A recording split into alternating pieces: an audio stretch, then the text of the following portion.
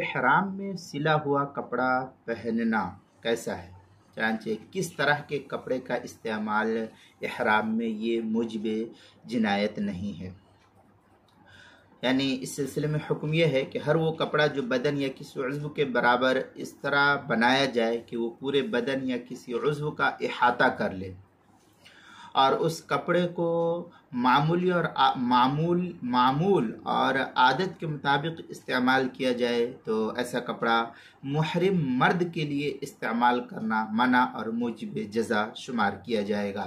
جیسے کرتا ہے، پاجامہ ہے، انڈر ویئر ہے، نیکر ہے، بنیان وغیرہ ہوتا ہے، اس کا استعمال جو ہے یہ محرم کے لیے منع ہے۔ چنانچہ غنیۃ الناسک کے اندر ہے اذا لبس المحرم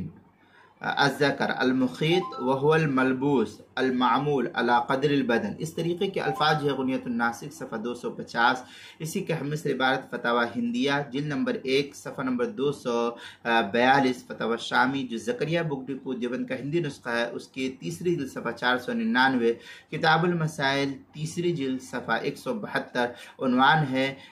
احرام میں سلا ہوا کپڑا پہننے کے مسائل۔ پھر آگے ہے، یہ تو باب ہے، عنوان ہے اس کے اندر کس طرح کے کپڑے کا استعمال موجب جنایت ہے، اس کے تحت جو اس مسئلے کی تفصیل نقل کی گئی ہے۔